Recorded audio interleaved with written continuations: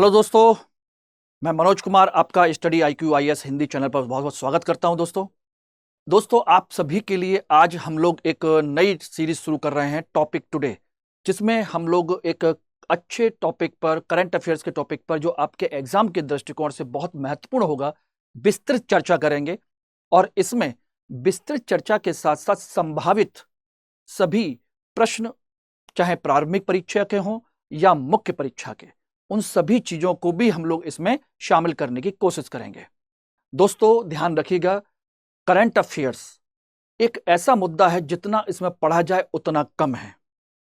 इसी दृष्टिकोण को ध्यान में रखते हुए कि करंट अफेयर कैसे पढ़ना है, किस तरीके से पढ़ना है और उसका पैटर्न क्या होना चाहिए, यह आपके लिए जानना बहुत जरूरी है। उसी दृष्टिकोण से आज मैं एक नई सीरीज शुरू कर रहा हूं, टॉपिक टुडे, जिसमें मैं आपको बताऊंगा कि किस तरीके से आपको करंट अफेयर को पढ़ना है और टॉपिक जो है किस तरीके से आपको कंपाइल करना है। इसी से आप लोगों को एक चीज और ध्यान रखिएगा कि इसमें आप लोग कैसे नोट्स बना सकते हैं, किस तरीके से नोट्स बना सकते हैं और चीजों को कितने आसान तरीके से आप अपने दिमाग में सेट कर सकते हैं। ठीक है ना, बहुत ज्यादा पैनिक होने की जरूरत नहीं है, बहुत सिंपल वे में कवर करने की कोशिश करेंगे।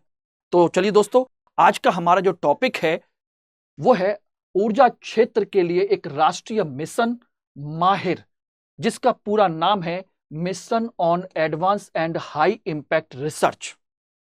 ये भारत सरकार जो है इस मिशन को लॉन्च करने जा रही है। आखिर इसमें जानने की कोशिश करेंगे कि यह है क्या, किस तरीके से है और इसकी जरूरत क्या है। ठीक है ना, इससे पहले हम इस टॉपिक को शुरू करें, आपके लिए एक बहुत इंपॉर्टेंट सूचना है।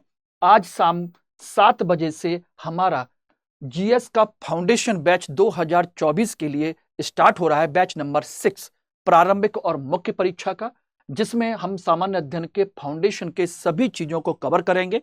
और ध्यान रखिएगा, इसमें प्रारंभिक परीक्षा, मुख्य परीक्षा दोनों कवर होंगे, टेस्ट सीरीज, ठीक है ना, निबंध, GS, CSAT, everything will be cover, यानी सब कुछ इसमें शामिल होगा। पर्सनल मेंटरिंग से लेकर के सब कुछ, आंसर राइटिंग, एवरीथिंग इसमें शामिल होगा। और इसके लिए आप सिर्फ पे करेंगे 18,999 रुपए, यदि आप कोड इस्तेमाल करते हैं MK लाइव। तो यदि इस कोड को इस्तेमाल करेंगे तो आपको बहुत बड़े स्तर पर आर्थिक बचत होगी। ठीक है ना, तो ध्यान रखिए दोस्तों, आज से हमारा बैच स्टार्ट हो रहा है 7 जून से शाम को 6 बजे। ओके, ध्यान रखिएगा। चलिए अब हम आते हैं अपने टॉपिक की तरफ, इसको ध्यान दीजिएगा। मैंने कहा कि आखिर करंट अफेयर को कैसे पढ़ा जाए, किस तरीके से पढ़ा जाए, उसको समझने की जरूरत है, ध्यान रखना, जिससे कि चीजें बहुत आसान तरीके से आपके दिमाग में, आपके ग्रिप में आ सकें। ओके एवरीबॉडी, तो टॉपिक है mission on advance and high impact research. Bharat सरकार ने एक माहिर मिशन को लॉन्च करने की योजना बनाई है। ठीक है ना, और यह माहिर मिशन किससे संबंधित होगा, किस प्रकार से होगा, इसको देखेंगे। तो ध्यान रखिएगा, किसी भी टॉपिक को पढ़ने के लिए एक कंसेप्ट होता है जिसे हम कहते हैं 5W+1H की थ्योरी होती है, जिसके माध्यम से आप बहुत आसानी से चीजों को कवर कर सकते हैं। ध्यान रखना, बहुत आसानी से। क्यों? क्योंकि देखिए, बहुत ज्यादा पढ़ने की जरूरत नहीं है यूपीएससी में, बस थोड़ा अच्छे से पढ़ना है और समझ के पढ़ना है, यानी अपनी ऊर्जा को बचाना है। 5W+1H का मतलब होता है यानी कि what, why, who, where and when. ये 5W है, प्लस 1H का मतलब है हाउ। ध्यान रखना, क्या है, क्यों शुरू किया गया, किसने शुरू किया गया, कहां शुरू किया गया और कब शुरू किया गया, और यह व्यवस्था काम कैसे करेगी, यानी कैसे काम करेगी। ये 5 चीजें, 6 चीजें होती हैं। इनमें से ध्यान रखिएगा दिस वन और दिस वन, यानी कि व्हाई एंड हाउ, ये प्री और मीन्स दोनों के लिए इंपॉर्टेंट होता है कि आखिर कोई भी तथ्य है, कोई भी चीज है, आखिर किस तरीके से और क्यों काम करेगी और उसका विकास क्यों किया जा रहा है, किस तरीके से किया जा रहा है, इसको जानना है। बाकी 1 2 3 4 ये हैं आपके फैक्चुअल और ये आपके प्रारंभिक परीक्षा के लिए काम आते हैं। अब किसी भी टॉपिक को पढ़िए, उसको इसी तरीके से डिवाइड करेंगे ना तो चीजें अपने आप दिमाग में सेट हो जाएंगी, परमानेंट, रटने की जरूरत नहीं पड़ेगी। आइए दोस्तों, इसी पैटर्न पर हम अपना टॉपिक तैयार करते हैं, देखते हैं कि आखिर माहिर मिशन क्या है। ध्यान रखिएगा, माहिर मिशन क्या है, इसे कौन लॉन्च कर रहा है, इसे क्यों लॉन्च किया जा रहा है, ठीक है ना, ये कब तक कार्य करेगा, यानी कि कब से लेकर के कब तक कार्य करेगा, कैसे कार्य करेगा और कौन प्रबंधन कर रहा है। बस चीजें बहुत सिंपल और आसान हो जाती हैं अगर आप इसको करते हैं तो। ध्यान रखना। ओके एवरीबॉडी, क्लियर है? चलिए इसमें देखेंगे तो माहिर मिशन क्या है। माहिर मिशन कुछ भी नहीं है, बल्कि विद्युत क्षेत्र में यानी इलेक्ट्रिसिटी के क्षेत्र में उभरती प्रौद्योगिकियों की पहचान करनी है, ठीक है ना।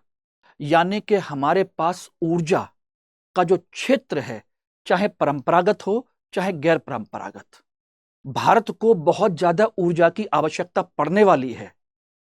ध्यान रखिएगा, क्योंकि भारत एक विकसित देश बनने की ओर अग्रसर है। हमारे यहाँ औद्योगिक गतिविधियां बहुत तेजी से बढ़ रही हैं, जनसंख्या बढ़ रही है, ठीक है ना, इसलिए हमारी ऊर्जा की आवश्यकताएं भी बढ़ रही हैं। ध्यान रखना। दूसरा, परंपरागत जो ऊर्जा के स्रोत हैं, जो कन्वेंशनल एनर्जी सोर्स हैं, वो लगातार कम हो रहे हैं और प्रदूषण को भी नियंत्रित करना है, यानी सतत विकास को ध्यान में रखना है। इसीलिए नवीकृत यानी गैर परंपरागत ऊर्जा के स्रोतों पर भी हमें ध्यान देना है, जिससे कि हम ज्यादा से ज्यादा ऊर्जा को उत्पादन कर सकें। इसी दृष्टिकोण से ध्यान रखिएगा, उभरती प्रौद्योगिकी की पहचान करनी है, जिससे कि हम एनर्जी यानी कि विद्युत का विकास और ज्यादा कर सकें। साथ के साथ भारत में और भारत के बाहर इसके लिए उपयोग करने के लिए हम स्वदेशी तकनीक को विकसित करें। ध्यान रखना, यानी कि इसका विकास केवल अपने लिए नहीं, अपने साथ साथ विदेशों में भी इसको हम इंप्लीमेंट कर सकें, उनको अपनी टेक्नोलॉजी बेच सकें, जैसे हम इसरो में कर रहे हैं सैटेलाइट लॉन्चिंग के थ्रू। अपने यहां तो हम सैटेलाइट लॉन्च कर ही रहे हैं, विदेशों के भी कर रहे हैं। पहला बात ध्यान रखना। दूसरा, विद्युत क्षेत्र में नेट जीरो, स्टार्टअप और मेक इन इंडिया के सपने को साकार करने के लिए इसके एक उत्प्रेरक के रूप में कार्य भी करना है। यह है मिशन। नेट जीरो का मतलब है हमें जो प्रदूषण है, प्रदूषण को क्या करना है, शून्य करना है। नेट जीरो यानी कि प्रदूषण रहित व्यवस्था बनानी है, यानी कि क्लीन एनर्जी, और औद्योगिक विकास भी कैसा होना चाहिए, पर्यावरण को नुकसान न पहुंचाने वाला। दूसरी तरफ स्टार्टअप, यानी कि नए नए जो बिजनेस, नए नए जो मॉडल आ रहे हैं, नए नए इंडस्ट्रीज जो डेवलप हो रही हैं नए तरीके से, उनको भी बढ़ावा मिले, ठीक है ना। और मेक इन इंडिया यानी कि औद्योगिक क्षेत्र को बड़े स्तर पर विकसित करना, और वो तभी हो पाएगा जब उसके लिए परंपरागत और गैर परंपरागत अच्छी ऊर्जा आपको मिल सके और लंबे समय तक मिल सके। अगर आपके पास ऊर्जा नहीं है तो यह कोई भी चीज विकसित नहीं हो सकती। इसी के लिए हमें नई टेक्नोलॉजी की पहचान करने का यह मिशन है कि कौन कौन सी टेक्नोलॉजी किस तरीके से काम कर सकती है, कहां इसका उपयोग किया जा सकता है, किस तरीके से उपयोग किया जा सकता है, उसका मिशन है ये। Mission on advance and high impact research, बड़े लेवल पर, ठीक है ना। ओके, क्लियर हो गया। लेकिन ये कैसे करेगी, मैं बता दूं कि इसमें जितने भी रिसर्च इंस्टीट्यूट हैं इनके, इंडिया के आईआईटी, आईआईएम, ठीक है ना, इस तरह के सभी स्टार्टअप, सभी जो जरूरत जगह हैं, उनसे कनेक्ट किया जाएगा कि वहां पर क्या हो रहा है, नई कौन सी टेक्नोलॉजी बन रही है रिसर्च इंस्टीट्यूट्स में, कैसे बन रही है, उनका उपयोग कैसे किया जा सकता है, ये वहां से इसको कनेक्ट करेंगे। आईआईटी, ट्रिपल आईटी, ठीक है ना, आईआईएम, कि इसका मैनेजमेंट कैसे किया जा सकता है, टेक्निक कौन सी विकसित की जा सकती है, इन सबको वहां से कनेक्ट किया जाएगा, रिसर्च इंस्टीट्यूट से इनको कनेक्ट किया जाएगा। Everybody it is okay, clear, समझ में आ गया कि माहिर मिशन क्या है। चलिए अब इसके बाद दूसरा है कि माहिर मिशन को कौन लॉन्च कर रहा है। ध्यान रखिएगा, माहिर मिशन जो है विद्युत मंत्रालय नवीन और नवीकरणीय ऊर्जा मंत्रालय, इन दोनों की संयुक्त पहल है। दोनों मिलकर कर रहे हैं। और ध्यान रखना, इसके लिए जो वित्त पोषण है, ध्यान रखना, मिशन तो इन दो मंत्रालयों का है, लेकिन इसको फाइनेंस जो किया जाएगा वो ये दोनों मंत्रालय तो करेंगे करेंगे, साथ के साथ में केंद्रीय सार्वजनिक क्षेत्र के जो उद्यम हैं, यानी central public sector enterprises, CPSE, central public sector enterprises, उन सभी से वित्त पोषण के संसाधनों का उपयोग किया जाएगा और फिर इस मिशन को फंड किया जाएगा। ठीक है ना। और उसके बाद भी कमी पड़ेगी तो भारत सरकार के बजट से भी इसका पैसा लिया जा सकता है। बात समझे? तो ध्यान रखना, इसका जो प्रबंधन है, मैनेजमेंट है, वो कौन कर रहा है? विद्युत मंत्रालय, नवीकरणीय और नवीन ऊर्जा मंत्रालय। इसकी फंडिंग कौन कर रहा है? ये दोनों मंत्रालयों के साथ साथ सेंट्रल पब्लिक सेक्टर एंटरप्राइजेस और जरूरत पड़ी तो भारत सरकार का बजट। ठीक है, दो चीजें क्लियर हो गई। इससे ज्यादा आपको याद रखने की या करने की जरूरत नहीं है, इतना सफिशिएंट है, बहुत ज्यादा पढ़ने की जरूरत नहीं है, बस सोचिए और याद रखिए, बस। तीसरा, माहिर मिशन लॉन्च क्यों किया जा रहा है? पहले पॉइंट में तो हमने बता दिया था कि भाई हम संभावित तकनीकों को पहचान करना चाहते हैं जिनका उपयोग हम ऊर्जा के क्षेत्र में कर सकें। ठीक है ना, यह तो इसका प्राइम उद्देश्य है ही, प्राइम ऑब्जेक्ट है। अब उसके अलावा देखिए, ये रहा प्रासंगिकता के क्षेत्रों की पहचान करना और प्रासंगिक प्रौद्योगिकी के स्वदेशी विकास को बढ़ावा देना। स्वदेशी तकनीक को तो विकसित करना ही करना है, यह उद्देश्य ही है, अपनी स्वदेशी तकनीक का विकास करना है। ठीक, अब इसके अलावा और क्या क्या करेगा ये मिशन? ये तो पहचान तो करेगा करेगा, इसके अलावा क्या है? इसके अलावा यह है कि यह सामूहिक एक सामान्य मंच प्रदान करेगा, यानी एक प्लेटफॉर्म बनाएगा। किसके लिए? ध्यान रखिएगा, जितने भी हमारे प्रौद्योगिकी के संबंध में जितने भी विचार मंथन हैं या प्रौद्योगिकी विकास के क्षेत्र में काम करने वाले जो संगठन हैं उनके लिए, यानी कि जो विभिन्न प्रकार के ऑर्गेनाइजेशंस हैं, इंस्टीट्यूशंस हैं, ठीक है ना, रिसर्च इंस्टीट्यूशंस हैं, कॉलेजेस हैं, जहां पर इस तरह की टेक्नोलॉजी को डेवलप किया जा रहा है, उनके लिए एक प्लेटफॉर्म बनाएगा जहां पर आइए, इस पर अपनी टेक्नोलॉजी का ओरिएंटेशन दीजिए, डिस्कस कीजिए और अपने विचार बताइए कि यह कैसे हमारे लिए काम कर सकती है। ठीक। दूसरा, भारतीय स्टार्टअप कंपनियों द्वारा जो अपनी तकनीकी विकसित की जा रही है उसके लिए पायलट परियोजनाओं को समर्थन देने के लिए भी है।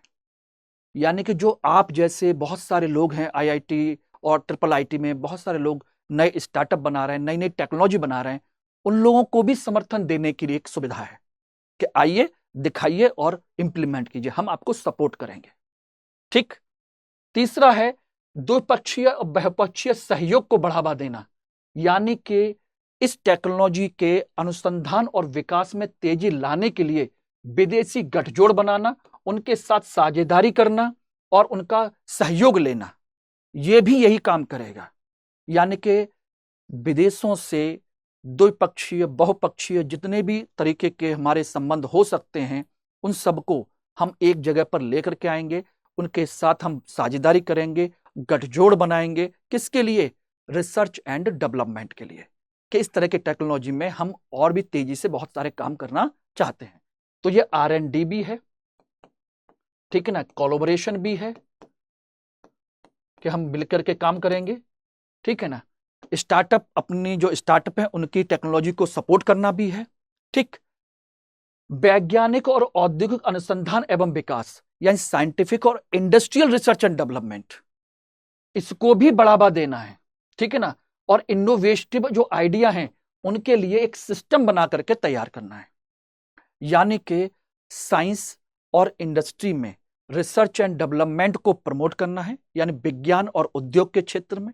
साथ के साथ जो इनोवेटिव आइडिया का जो एटमॉस्फेयर बना रहे हैं हम, नवाचार का जो माहौल बना रहे हैं, उसको और विकसित करना है, जिससे कि लोग और तेजी से इसमें विकास करें, नए नए आइडिया सोचें, नई नई चीजों को सोच करके एक दूसरे के साथ साझा करें। एक इनोवेटिव माहौल बनाना है, उसे कहते हैं नवोन्वेषी पारिस्थितिकी तंत्र। किसके लिए? ऊर्जा के क्षेत्र में। ध्यान रखना, यह सिर्फ ऊर्जा के क्षेत्र के लिए है। और विद्युत प्रणाली से संबंधित प्रौद्योगिकियों और अनुप्रयोगों में देश को अग्रणी बनाना है।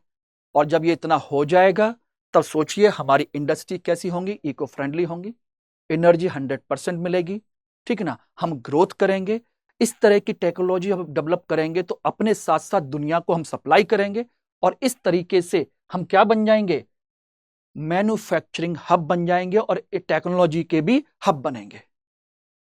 ध्यान रखना, तो यह है इसका उद्देश्य। एक तरीके से यही मिशन है, यही उद्देश्य है। मैं समझता हूं इन 5 से 6 पॉइंट में अगर आप की पॉइंट याद रखेंगे, ध्यान रखना, की पॉइंट, प्रौद्योगिकी आइडेंटिफाई करना, पहचान करना, एक मंच प्रदान करना, ठीक है ना, स्वदेशी प्रौद्योगिकी को सपोर्ट करना खासकर स्टार्टअप के द्वारा, ठीक, विदेशी गठजोड़ बनाना और अनुसंधान को बढ़ावा देना, अपने विज्ञान और औद्योगिक क्षेत्र में अनुसंधान को बढ़ावा देना और नवाचार का माहौल बनाना और देश को विनिर्माण का एक हब बनाना, ये इसके उद्देश्य है, खासकर ऊर्जा के क्षेत्र में। Everybody it is okay? इसी तरीके से पॉइंट फॉर्म में चीजों को समझिए और उसके बाद मेंस के लिए आंसर लिखने की कोशिश करेंगे तो चीजें आसान हो जाएंगी दोस्तों। देखिए, बहुत करंट अफेयर्स या इस तरह के जो टॉपिक है ना बेटा, ध्यान रखना, कोई रॉकेट साइंस नहीं है, बस अपने दिमाग को व्यवस्थित करना है कंप्यूटर की मेमोरी की तरह। अगर आपने अपने कंप्यूटर की मेमोरी में कोई भी चीज कहीं पर भी शेयर कर दी, सेव कर दी, तो वो समय पर नहीं मिलेगी। इसलिए हम क्या करते हैं, सिस्टमेटिक तरीके से फोल्डर बनाते हैं और एक ही फोल्डर में, एक टॉपिक के फोल्डर में उसकी अलग अलग फाइल बना करके सेव करते हैं। तो सेम उसी तरीके से पढ़ने की कोशिश करिए ना। जितना दिमाग व्यवस्थित होगा उतना ही आपको फायदा मिलेगा एग्जाम में, अन्यथा सारी चीजें भूल जाएंगे। माहिर मिशन कब तक कार्य करेगा? ध्यान रखना, 2023 से लेकर के 2027-28 तक का ये प्रारंभिक चरण है। ध्यान रखना, ये फर्स्ट फेज है। कितने साल का? 5 साल का। 5 वर्ष के लिए इसकी भी स्टार्टिंग की जा रही है, बाकी फिर आगे देखा जाएगा 27-28 तक के लिए। Everybody it is okay? तो कब से कब तक है याद रखिएगा। क्यों है मैंने बता दिया। कौन शुरू किया है? विद्युत मंत्रालय, नवीकरणीय और नवीन ऊर्जा मंत्रालय, ठीक है ना। ये क्या है ये मैंने आपको बता दिया। क्लियर हो गया? चलिए अब इसमें देखेंगे माहिर मिशन कार्य कैसे करेगा। ध्यान रखिएगा, कार्य कैसे करेगा या किन किन क्षेत्रों में कार्य करेगा। ध्यान रखिएगा, अनुसंधान के लिए निम्नलिखित 8 क्षेत्रों की पहचान की गई है। इन क्षेत्रों में विशेष तौर पर कार्य करेगा। लिथियम आयन स्टोरेज बैटरी के विकल्प को तलाशना है। आज सोचिए कि सबसे ज्यादा भारत में या दुनिया में कौन सी बैटरी इस्तेमाल हो रही है? लाइन बैटरी, लिथियम आयन, चाहे मोबाइल फोन हो, चाहे कारें हो या कहीं पर भी हो। इनका एक नया विकल्प खोजना है। हम उसी पर क्यों डिपेंड रहें? भारतीय खाना पकाने की तकनीकों के अनुरूप इलेक्ट्रिक कुकर और पैन को संशोधित करना है। इलेक्ट्रिक कुकर की जगह पर कुछ नई और चीजें विकसित करनी है। भाई नया बनाओ ना यार, उस टेक्नोलॉजी को हम पहचान करेंगे। ग्रीन हाइड्रोजन को विकसित करना है, ठीक है ना। कार्बन अवशोषण की तकनीक को विकसित करना है जिससे कि पोल्यूशन को कंट्रोल किया जा सके। भूतापीय ऊर्जा के क्षेत्र में नई तकनीकों का उपयोग करना है जिससे कि जियोथर्मल एनर्जी को हम डेवलप कर सकें। ठोस अवस्था प्रशीतन, सोच लीजिएगा, सॉलिड स्टेज कोल्ड स्टोर जिसको हम कहते हैं, कोल्ड स्टोरेशन, सॉलिड स्टेज जिसको हम कहते हैं, उसमें काम करना है। सॉलिड स्टेज में यानी सुपर कंडक्टर की वो स्टेज जो होती है उसमें हम सॉलिड स्टेज को लेकर के आएंगे जिससे कि हम ऊर्जा को क्या कर सकें, स्टोर कर सकें। ईवी बैटरी के लिए नैनो टेक्नोलॉजी जो हम कारों में इस्तेमाल कर रहे हैं, जिसकी वजह से अभी हम एक अच्छी बैटरी जो हम इस्तेमाल कर रहे हैं वो 300 किलोमीटर की रेंज दे रही है, कोई 250 किलोमीटर की रेंज दे रही है फुल चार्ज होने पर। अगर हम उसमें नैनो टेक्नोलॉजी का यूज करें और उसमें कुछ नया हो जाए तो सोचिए कि हो सकता है कि वही बैटरी आपको 1000 किलोमीटर की रेंज दे सकती है और वो भी फुल स्पीड और अच्छे पिकअप के साथ, एक बार रिचार्ज करने पर। इलेक्ट्रॉनिक बैटरी का कंसेप्ट यह है। स्वदेशी सीआरजीओ टेक्नोलॉजी पर रिसर्च करना है। सीआरजीओ, सीआरजीओ का मतलब है cold rolled gain steel.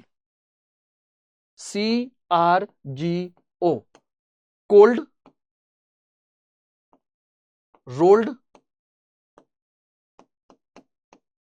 Gain, CRGS steel, ये है। यानी कि एक तरीके की ठंडी और तार वाली जो स्टील है विशेष प्रकार से बनाई जाती है, जिसका उपयोग आज की डेट में हम ट्रांसफॉर्मर्स में करते हैं। किसमें? इस तकनीक का उपयोग हम करते हैं ट्रांसफॉर्मर में। तो हम इसकी क्षमता को और बढ़ाना चाहते हैं, इसलिए इस तकनीक पर और अच्छा काम करना चाहते हैं। तो इन क्षेत्रों में काम करेगा ये माहिर मिशन, कि इन क्षेत्रों में विशेष तौर पर हमको नई नई टेक्नोलॉजी को डेवलप करके दिखाइए, हम उसको मंच प्रदान करेंगे, इसमें हम कोलैबोरेशन करेंगे, सारी चीजें करेंगे। तो इन क्षेत्रों में हमारे लिए जरूरी है। ओके, तो इस तरीके से वो इस पर काम करेगा। नेक्स्ट, माहिर मिशन का प्रबंधन कौन करेगा? ध्यान रखिएगा, माहिर मिशन की जो संरचना है वो दो तकनीक पर, दो हैं, दो स्तरीय संरचना है जो इसको मैनेज करेगी। एक है तकनीकी कार्यक्षेत्र समिति, टेक्नोलॉजी स्कोपिंग कमेटी, और दूसरी है एक शीर्ष समिति, एपेक्स कमेटी। ठीक है ना? तकनीकी जो कमेटी है, सेंट्रल इलेक्ट्रिसिटी अथॉरिटी के जो अध्यक्ष हैं, उनकी अध्यक्षता में यह कमेटी बनाई जाएगी, टेक्निकल स्कोपिंग कमेटी, जो विश्व स्तर पर चल रहे और उभरते हुए क्षेत्रों की पहचान करेगी, मिशन के तहत विकास के लिए संभावित तकनीकों की सिफारिश करेगी, तकनीकी आर्थिक लाभों को सही ठहराएगी और शोध की रूपरेखा प्रदान करेगी, और अनुमोदित शोध को समय समय पर निगरानी करेगी। यानी रिसर्च को बढ़ावा देगी, उसकी आउटलाइन बनाएगी, और शोध में क्या क्या नया चल रहा है उस पर निगरानी भी करेगी, उसके लिए टेक्नोलॉजी और फाइनेंशियल सपोर्ट है उसको भी देखेगी। यह कमेटी, तकनीकी कार्यक्षेत्र समिति, भारत और विश्व स्तर पर इन सब चीजों को वो देखेगी। ओके, दूसरा है एक शीर्ष समिति है, बिजली और नवीकरणीय ऊर्जा मंत्री इसकी अध्यक्षता करेंगे, जिसे हम एपेक्स कमेटी कहते हैं। यानी कि केंद्रीय बिजली और नवीन और नवीकरणीय ऊर्जा मंत्री हैं, उनकी अध्यक्षता में एपेक्स कमेटी होगी, जो विकसित की जाने वाली टेक्नोलॉजी और उत्पादों पर विचार विमर्श करेंगे जो विकसित हो चुकी हैं, और अनुसंधान के प्रस्तावों को मंजूरी देगी। ठीक है ना? और यह अंतर्राष्ट्रीय सहयोग पर भी गौर करेगी कि किन किन देशों के साथ किस किस तरीके का सहयोग किया जा सकता है। ओके एवरीबॉडी, क्लियर हो गया? यह है आपका कंसेप्ट। इस तरह से हमने देखा कि ये सारी चीजें हमने देखी हैं, क्या है, किस तरीके से हैं। अब बात आती है कि इस पर संभावित प्रश्न क्या बन सकते हैं, कैसे बन सकते हैं। तो ये देख सकते हैं कि इसके लिए संभावित प्रश्न क्या है। ये देखिएगा, mission on advance and high impact research के संदर्भ में निम्न कथनों पर विचार कीजिए। यह ऊर्जा क्षेत्र में नेट जीरो स्टार्टअप और मेक इन इंडिया को साकार करने के लिए उत्प्रेरक के रूप में कार्य करेगा। नंबर 2, यह ऊर्जा मंत्रालय के द्वारा सीओ शुरू किया जा रहा है। नंबर 3, इसका कार्यकाल 10 वर्ष के लिए 2023 से लेकर के 2034 तक के लिए होगा। ठीक है ना? निम्न में से कितने कथन सही हैं? How many statements? केवल एक कथन, 2 कथन, सभी तीनों कथन, उपरोक्त में से कोई नहीं। अब सोचिए कि अगर हमने सिस्टमेटिक तरीके से 5W+1H की थ्योरी में हमने पढ़ लिया है, तो ध्यान रखिएगा दोस्तों, यह क्वेश्चन आसानी से सॉल्व हो जाएगा। यानी कि इसमें से केवल और केवल, ध्यान रखिएगा, एक कथन सही है, केवल ये वाला।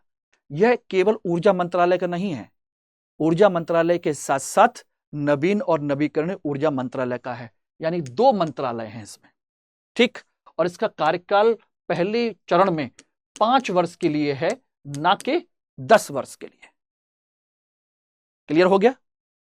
अब इसी तरीके से देखेंगे तो मुख्य परीक्षा के लिए क्या हो सकता है। मुख्य परीक्षा के लिए यह संभावित प्रश्न हो सकता है, भारत को ऊर्जा के क्षेत्र में आत्मनिर्भर बनाने के लिए राष्ट्रीय माहिर मिशन किस प्रकार उपयोगी हो सकता है, विवेचना कीजिए। यह आप लोगों के लिए प्रश्न है, सोचिएगा एवरीबॉडी। ओके, तो ये ध्यान रखिएगा कि भारत बहुत तेजी से अपनी ग्रोथ करने जा रहा है, जिसकी ग्रोथ लगभग 7% से ज्यादा होगी। और जब इतनी ग्रोथ होगी हमारी, तो इतना समझ लीजिए कि हमें ऊर्जा के क्षेत्र में कम से कम 10% की ग्रोथ करनी पड़ेगी। और वर्तमान में हमारी ऊर्जा की जो ग्रोथ है वो बहुत कम है। जरूरतें बढ़ रही हैं, तो ऐसे में हमारा उद्देश्य बनता है कि हम ऊर्जा के जितने भी संसाधन हैं उन सभी का अच्छे से उपयोग करें, और वो अच्छे से उपयोग तभी हो सकता है जब हमारे पास अच्छी टेक्नोलॉजी होगी।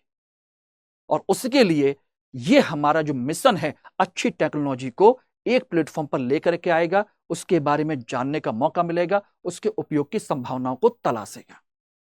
ठीक है ना? और जब ऊर्जा हमारे पास पूरी तरह विकसित हो जाएगी तो सोचिए हम इसमें बहुत कुछ कर सकते हैं। ओके, चलिए, all the best, thank you very much. और ध्यान रखिएगा, आज से हमारा बैच स्टार्ट हो रहा है, छठा बैच शाम को 6 बजे से। जरूर ज्वाइन कीजिए आप लोग, और कोड डालना मत भूलिएगा, MK अगर ये नहीं डाला है तो ध्यान रखिएगा आपको आर्थिक जो लाभ मिलने वाला है वो नहीं मिलेगा। और ध्यान रखना दोस्तों, आज से हम लोग टॉपिक टुडे नई सीरीज स्टार्ट कर रहे हैं जिसमें हम इसी तरीके से हम करंट अफेयर को डिस्कस करेंगे।